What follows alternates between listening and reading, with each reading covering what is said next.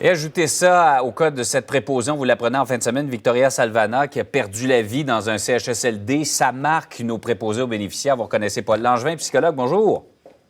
Bonjour. Vraiment, est-ce qu'on peut dire que nos préposés aux bénéficiaires, avec ce qui s'est passé en fin de semaine, sont littéralement en choc post-traumatique en voyant des collègues comme ça, une collègue qui meurt littéralement au combat? Là? Effectivement, moi, je pense qu'en ce moment, il y a déjà des préposés qui ont commencé à vivre un choc post-trauma. Effectivement, parce que l'intensité de ce qu'ils vivent est impressionnant.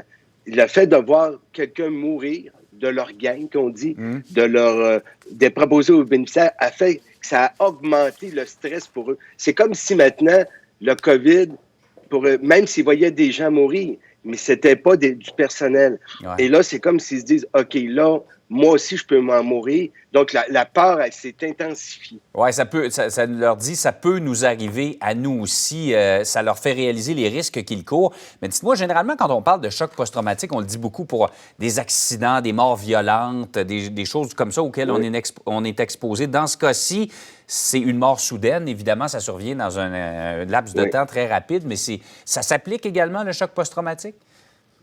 Oui, bien, ils ont déjà deux facteurs. Ils ont, on appelle ça la lutte contre une maladie potentiellement mortelle. Donc, peut provoquer ça, la mort subite d'un être cher. Donc, un deuxième facteur. Donc, cette intensité-là va être là. Et c'est clair qu'il y a plusieurs symptômes. Ils revivent continuellement. Quand ils ont terminé leur journée, là, quand ils arrivent chez eux, ils revivent toute la journée, toute la soirée. Ils revivent ce qu'ils ont vécu. Sentiments de peur, des pensées incontrôlables. Ils ont de la difficulté à gérer leurs émotions. Pour en avoir parlé à plusieurs, c'est assez incroyable. Difficulté de sommeil. Ils ont de la misère à dormir. Ils font des rêves, des cauchemars. Puis ils repensent à leur journée.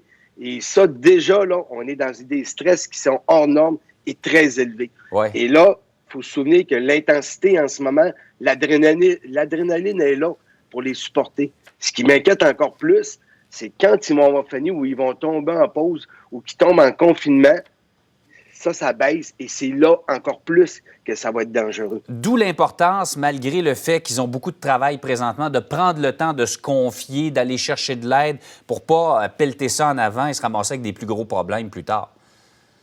Ben oui. Puis là, on se constate qu'il y a certains CIUS qui ont mis des choses en place pour que leur personnel puisse parler à la sortie des quarts de travail. Et ça, moi, je l'installerai partout au Québec, qui mettent des travailleurs sociaux, des psychologues. Moi-même, j'ai donné mon nom à la fameuse liste pour aller aider. Il y a des psychologues qui sont prêts à le faire. Ils ont besoin de ventiler. Ils ont besoin de parler. C'est vraiment intense ce qu'ils vivent, là. Donc, il faut leur donner un coup de main. Et surtout, il faut qu'ils en parlent. Surtout dans les cas de Mme Salvana, là, les gens qui autour de cette femme-là doivent avoir beaucoup besoin de soutien présentement. Eh oui, toute la famille, parce qu'il ne faut pas oublier que c'est un deuil pour la famille, mais pour tous les gens qui travaillent avec elle. On dit qu'un deuil, alentour d'un deuil, le choc, l'onde de choc, là, est environ 100 personnes pour un deuil. Donc, imaginez-vous comment que les gens, c'est important ce qu'ils vivent présentement. Là. Le Québec est en deuil. Et c'est un peu ça. Oui, et le choc post-traumatique, il faut le dire, ça se soigne, ça se traite. Là.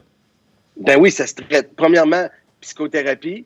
Si vraiment c'est très intense, le médecin peut donner une médication pour amoindrir les effets. Donc, la combinaison des deux donne des très bons résultats.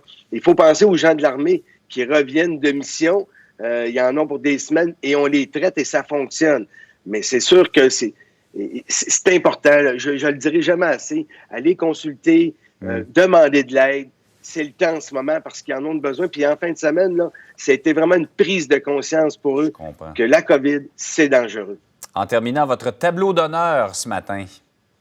Bien, mon tableau d'honneur, c'est pour 3 femmes exceptionnelles. On parlait depuis ce matin des gens de cœur. La première, je vais le prendre les mêmes pour ne pas faire d'erreur.